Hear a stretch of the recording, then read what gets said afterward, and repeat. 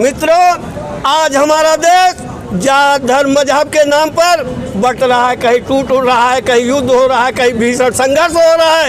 एक संदेश के तौर पे कहूँगा, पृथक हर धर्म होता है, पृथक परिवेश होता है, पृथकता में रहे मिलजुल करके यही उद्देश्य होता है। यहाँ रहते हैं हिंदू, मुस्लिम, सिख, ईसाई, जो समझे अपने देश को उसी का देश होता है।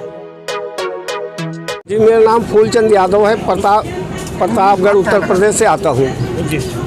दोबारा जी, मेरा नाम फूलचंद यादव है, मैं प्रतापगढ़ उत्तर प्रदेश से आता हूँ। जब देखता हूँ आए दिन जंतर मंतर पे प्रदर्शन होता रहता है, तो मुझे बड़ा ये होता है कि देश में हो क्या रहा है। देश को बड़ी उम्मीद थी हमारे प्रधानमंत्री से, जब उन्होंने कहा ना खाऊंगा ना खाने दूंगा, देश की जनता गदगद हो गई। पहली बार देश की जनता को एक ऐसा प्रधानमंत्री मिला है जो कहता है ना खाऊंगा ना खाने दूंगा।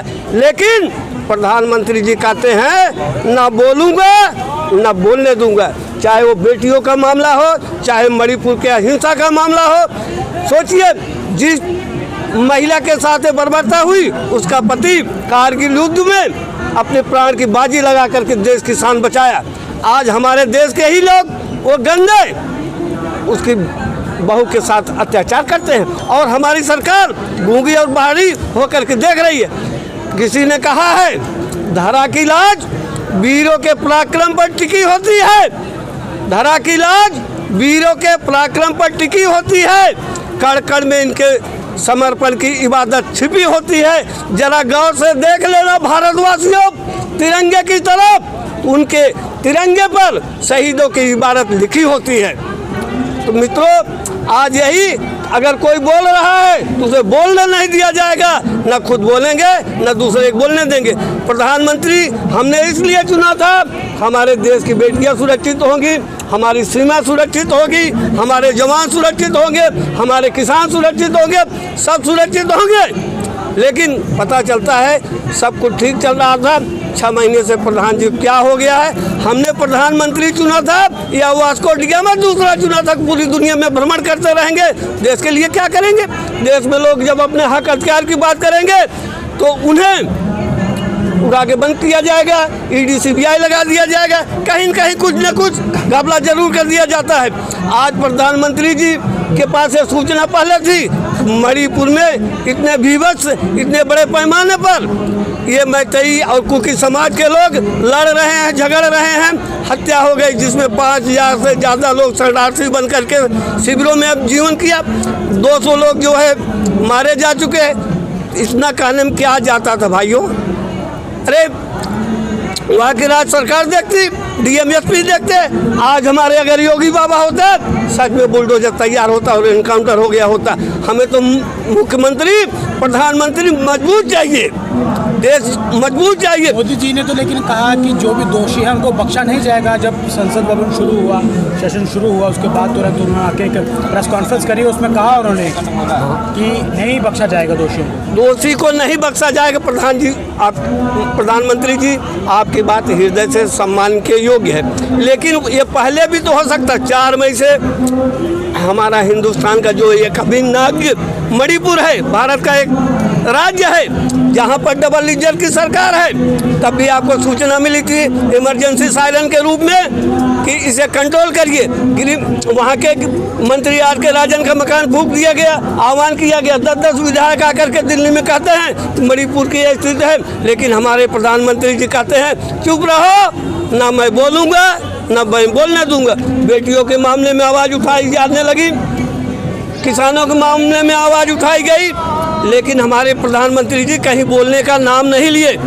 ऐसी क्या व्यवस्था है मोदी जी, आप किसानों पर नहीं बोलते हैं, जवानों पे नहीं बोलते हैं, बेटियों पे नहीं बोलते हैं, महिलाओं पे नहीं बोलते हैं। अरे हमारे देश की जनता आपको चुना था, धर्म संप्रदाय के नाम पर, महंगाई के नाम पर, बेरोजगारी के नाम पर, महंगाई के नाम पर, बेरोजगारी के नाम पर, और भारत की शान मान ऊंचा बढ़ाने के लिए हमने तो वोट आपको जो है जात धर्म के आधार पे दिया, राष्ट्रीयता के आधार पे दिया।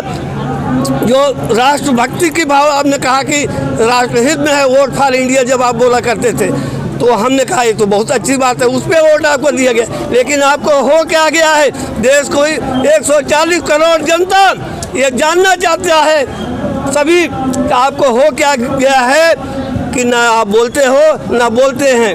कल संसद के सामने संजय जी आप पार्टी के जो है वरिष्ठ हैं वो बोलने लगे, तो उनकी सदस्यता जो है कुछ दिन के लिए भंग कर दी गई।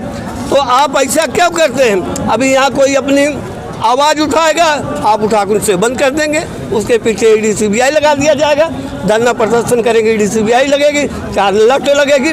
आपको हो क्या गया प्रधानमंत्री जी? आप तब तो बड़े बड़े दावे करते थे कि ये 56 इंच की सीना है, कुछ तो दिखाते हैं आप।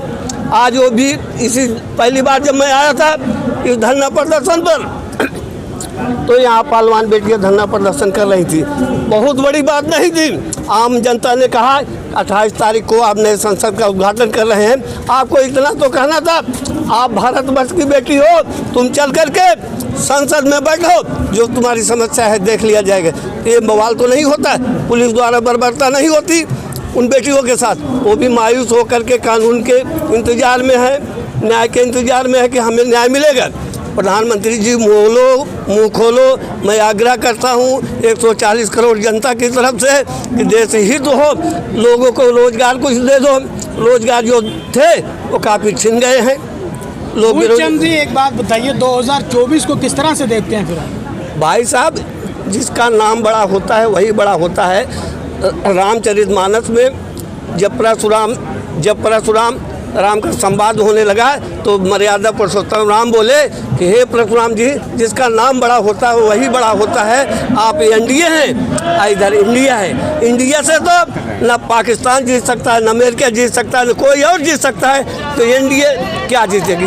अब अगला प्रधानमंत्री कोई और होगा, इंडिया का प्रधानमंत्री होगा। तो क्या एनडीए में नहीं आता?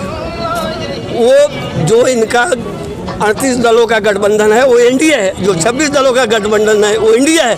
आज इंडिया इतनी ताकतवर है, उसका एक एक बच्चा सैनिक है, जवान है, किसान है, छोटे छोटे घरों से निकले हुए एजुकेटेड हैं। ऐसी कोई चीज़ नहीं है जो इंडिया में लोग हैं और मोदी के पास है वो उनके पास नहीं है। यहाँ पर 2 दिन पहले हिंदू यूनाइटेड फ्रंट का धरना हुआ था, जिसमें विजय गोयल साहब ने ये कहा कि ये इंडिया नहीं है, ये भारत है। इंडिया जो है वो गुलामी का प्रतीक है, इसको भारत बोलो। इस पर क्या कहेंगे? भैया, हमारे देश का नाम 5 है। एक आर्यव्रत नाम है, एक भारत है, एक हिंदुस्तान है, ठीक है, एक इंडिया है, एक इंडस है। इस तरह से हमारे देश का नाम भारत है। आप सभ्यता से, आदर से, सम्मान से कभी भी हमारे देश का नाम ले लो, सब एक ही है। क्या इस पर फिर राजनीति हो रही है? जब इंडिया का नाम दिया गया, जब गठबंधन हुआ, तो उसके बाद ये कहा जा रहा है कि इसको इंडिया मत बोलिए, हम भारत हैं। नहीं, किसी भी गठबंधन का किसी भी पार्टी के एक नाम दिया जाता है, उनका नामकरण होता है, तो ये नामकरण पे ही तो एनडीए वाले फंस गए हैं। अब कैसे जब मोदी जी मंच से बोलते थे vote for India, develop for India, तो इस तरह के नारे देते थे। अब मोदी जी बोले, विपक्ष वालों ने तो इनको अपने नारों से, अपने नाम से ही कैप्चर कर लिए हैं।